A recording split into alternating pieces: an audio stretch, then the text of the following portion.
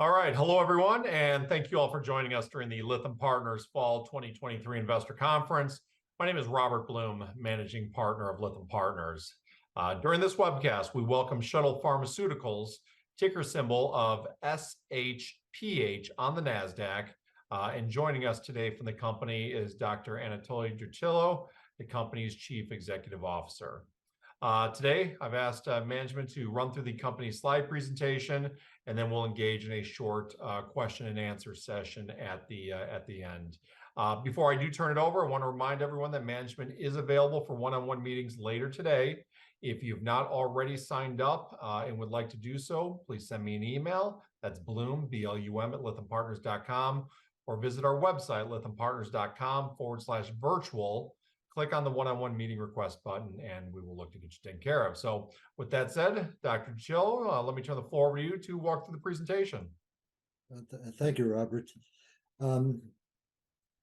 This is the disclaimer that you're welcome to look at in our slide deck. My background is as a radiation oncologist. I'm a physician with specialty of treating cancer with radiation therapy. And I've held a number of leadership positions at the university, Georgetown University, MedStar Health, and the Lombardi Cancer Center. So the positions I hold now are CEO at Shuttle Pharmaceuticals, and I'm also the chairman of the board. The company overview that I would like to offer you at this point in time is that we are a company that is generating solutions for the next generation of treatment of cancer in combination with radiation therapy.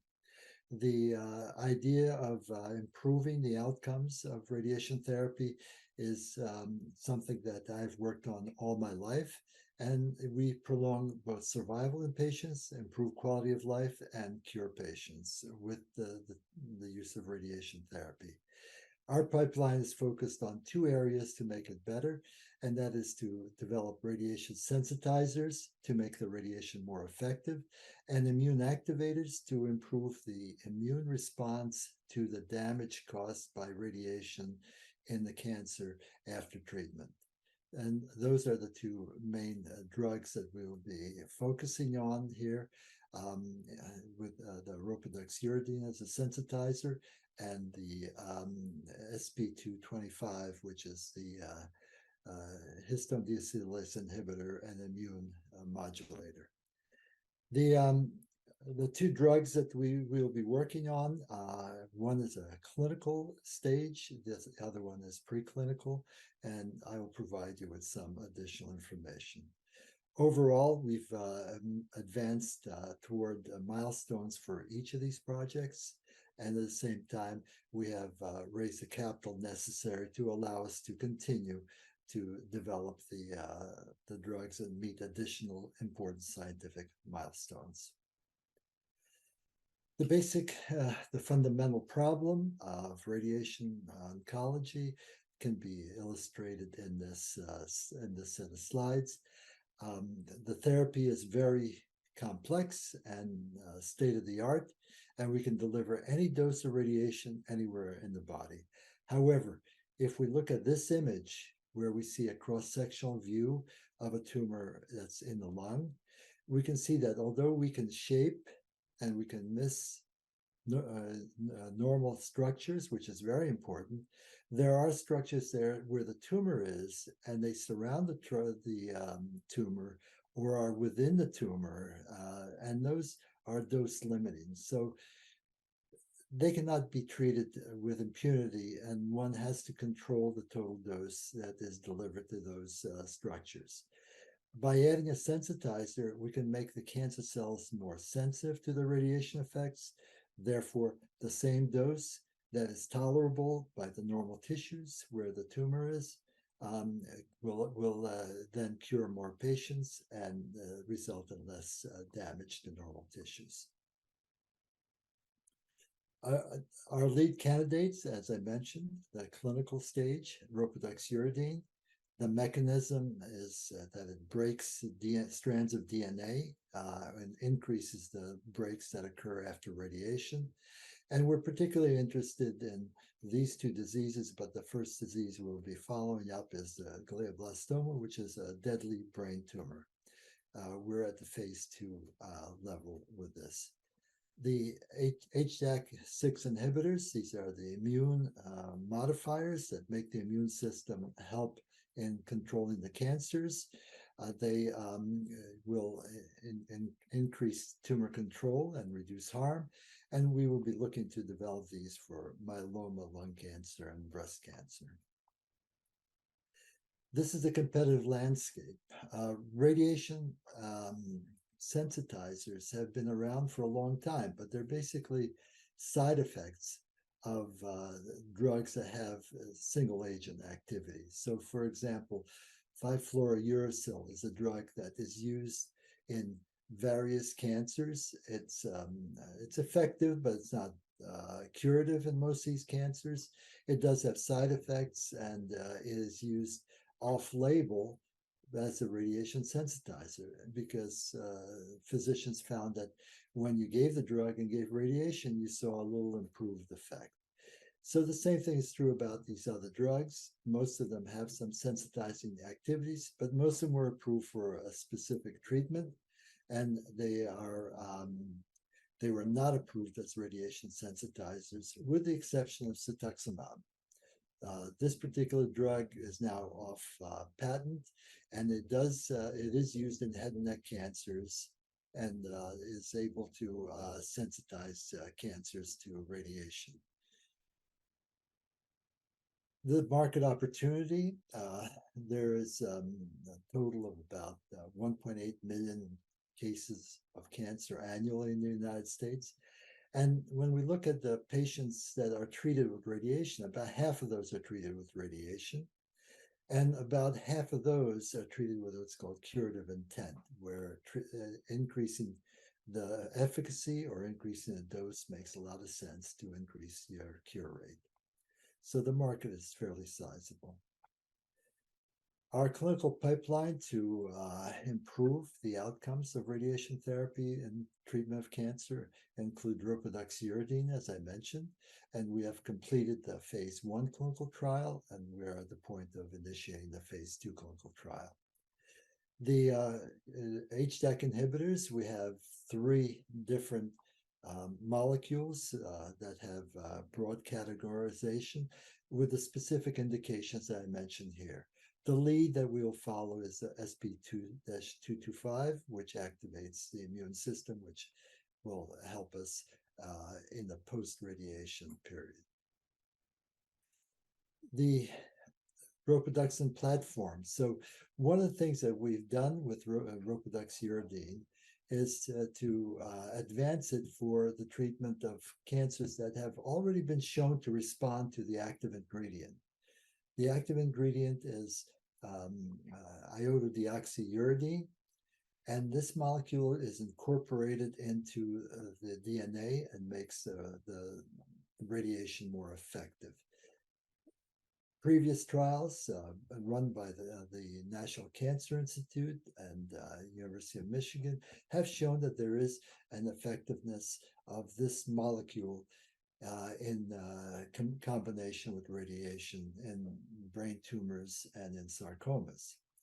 The problem with this drug itself is it has a very short half-life, and it needs to be infused with a constant infusion, and that becomes impractical when you have to do that for a total of 5 or 6 weeks. So the ropidoxyuridine is actually this molecule, and it is a prodrug of the molecule, meaning that the active ingredient is derived after this prodrug is metabolized and becomes the active ingredient in the blood, and then this is what gets absorbed into the cell and into the DNA. The phase 1 results, have been reported by a subcontractor that we worked with, and they established the dose that we need for the phase 2, which is 1,200 milligrams per day. And they've also shown that it is not toxic, so that at that dose, so it can be used clinically for the design of the phase 2 clinical trial. The additional studies that we will be performing will be in the phase 2s. We'll try and get the optimal dose and to determine the efficacy in brain tumors. This is a little bit about the mechanism, and I show this because it is a platform technology. And because the mechanism involves an increase in DNA breaks, we will be looking for other disease sites where we can apply this and other combinations of drugs. And in particular, we've also identified some formulations which help to prolong the effect and to stabilize the molecule in the bloodstream. So the recent activities, we submitted for a pre-IND meeting with the FDA, and we received guidance and feedback on both the chemistry, manufacturing controls, and the clinical trial protocol design. This information is, we will be complying with all of the guidance that the FDA has provided in our submission of an IND application, and this will occur in the fourth quarter of 2023. As soon as that is completed and approved by the FDA, we will be able to initiate the phase 2 clinical trial. The manufacturing campaign of the active ingredient has been completed by by the company TCG Green Chem, which is a API manufacturer, and also the University of Iowa Pharmaceuticals has developed the capsule, so all of our drug product is ready to go. We've also expanded our laboratory space in order to help develop additional aspects to improve the intellectual property for our lead clinical drug by improving the formulations. The next step for this, is to advance the phase 2 clinical trial. Depending on the outcomes of the phase 2 clinical trial, will determine whether we are able to take advantage of some of the orphan disease-related FDA opportunities, or to go directly to a phase 3 clinical trial to secure marketing approval. We have received orphan designation for use of ropidoxyuridine for the treatment of glioblastoma. The new formulation that we created, ropidoxyuridine and tipiracil, has some advantages for the use in colorectal cancer, and we will be, it's a next step and next generation.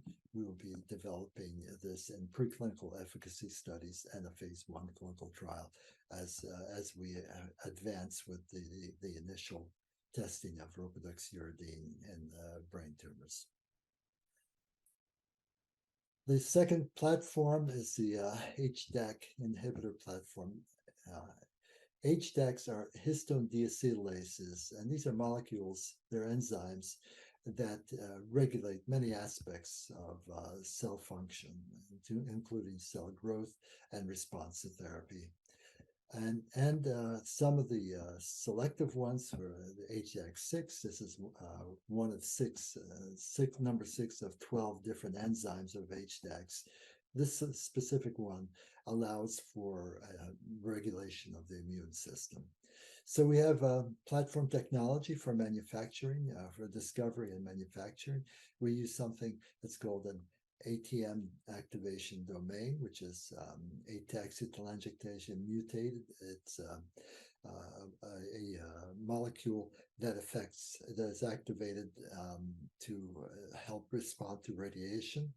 And then we have the binding domain, which binds to the target molecules and allows for acetylation and inactivation. It affects both the DNA and the conformation of DNA and the expression of genes, And at the same time, it allows for affecting the activity of some proteins.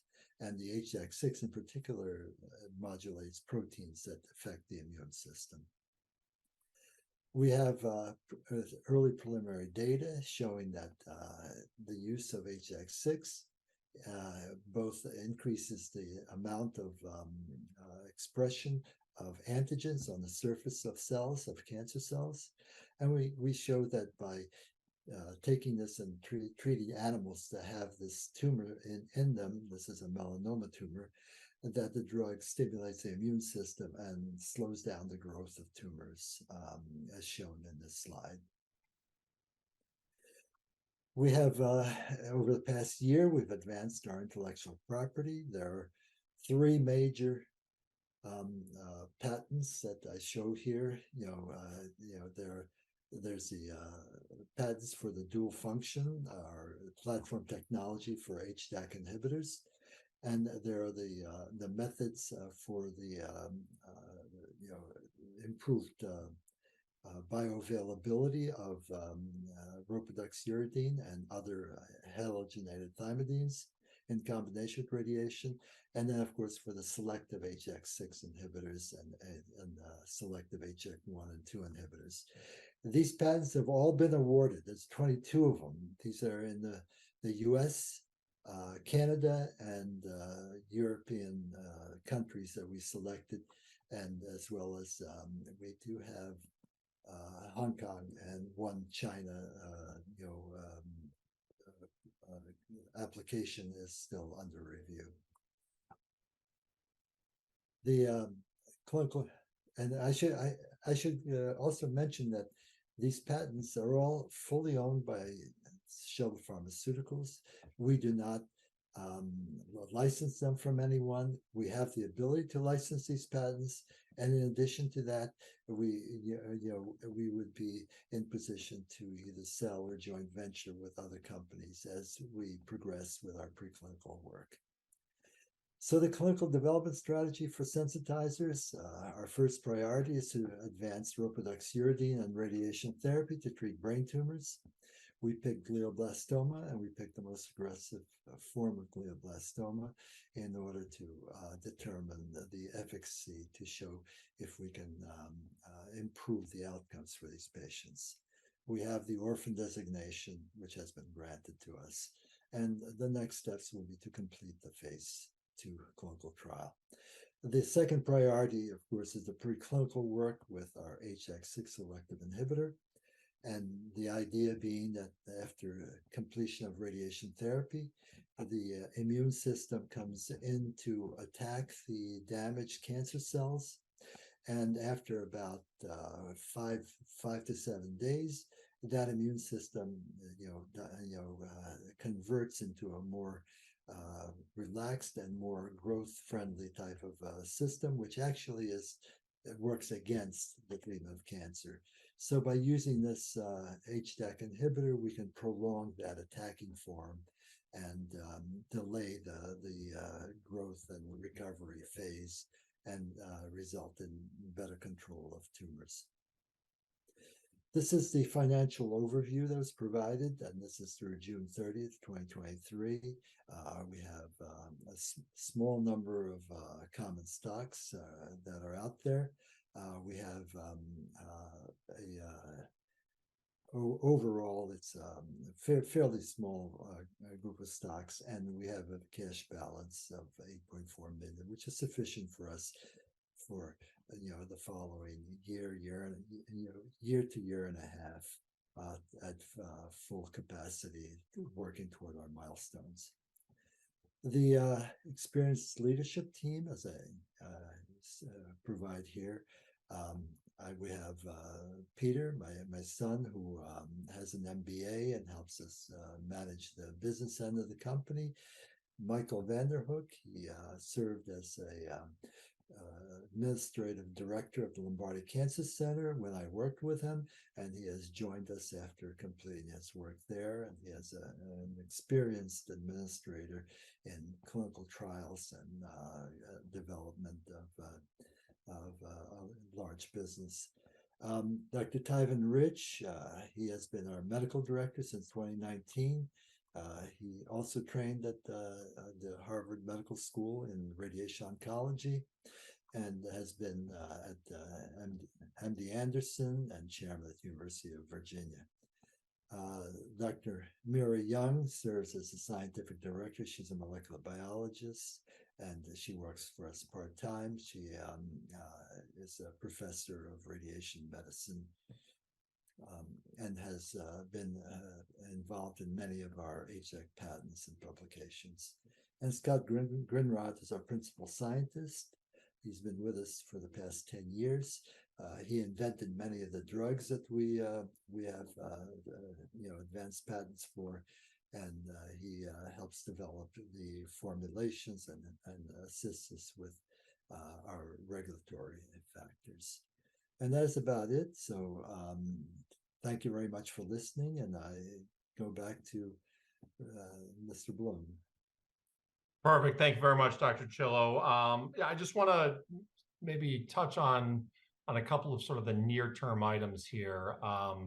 As you mentioned in the presentation there, you recently announced that you've received written response to the questions that you submitted as part of your Type B pre-IND application. Sort of anything further that you can add to this development?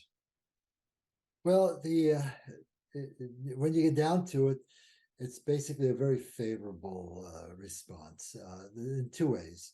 They use their usual protective legalese language, but they basically kind of said that they accepted most of the things that we're going to do for the CMC.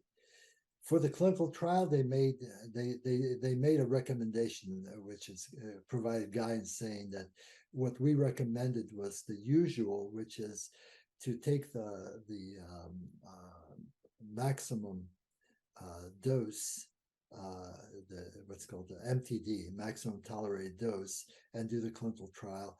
And what they suggested is to use a combination of two doses that would be randomized to determine what's called the optimal dose. And the optimal dose would then be the dose that we would take forward as in our development. And so there are two doses. One's a little bit larger, one's a little bit smaller, we would optimize the dose based on side effects and efficacy.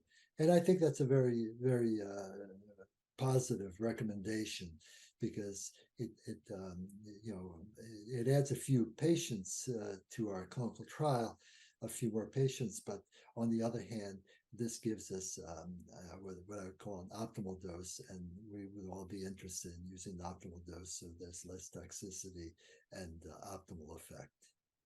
Okay, good. Thank you for sort of that color there. I guess help investors understand the timeline to sort of now your next response, and in turn, sort of the FDA's obligation to respond back to you. So our full application for the IND will be completed in the next 2 to 4 weeks, and then we would submit it as soon as it's ready.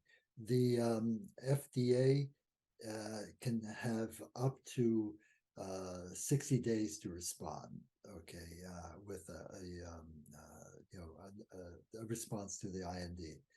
And that the response, if favorable, then we can initiate the clinical trial immediately. We have already identified the centers where we'll be doing this, and they're mostly academic centers. And we've identified physicians who will be serving as PIs at each institution. So we'll be ready to go with the final approval from the FDA. All right. So obviously, based on that math there, and as you sort of indicated in the presentation and the press release, that sort of puts you on track to sort of initiate things right basically at the end of the year here. Yeah, we would expect the end of the year to be a time frame when we hear a response from the FDA. If there are no issues that are identified at that point, then that gives us the go ahead with the clinical trial. All right, perfect. Sounds good. Thanks for sort of clarifying all those. We'll leave it there. Dr. Chillo, thank you so much, as always, for your participation and your presentation. It's greatly appreciative, greatly informative. I want to remind everyone out there that if you've not already signed up for a one-on-one meeting and would like to do so, again, shoot me an email, bloom@lythampartners.com. The website, lythampartners.com/virtual. Click on that one-on-one meeting request button, and we'll look to get you taken care of. So we hope you all enjoy the conference. Dr. Chillo, once again, thank you very much. And thank you for the opportunity.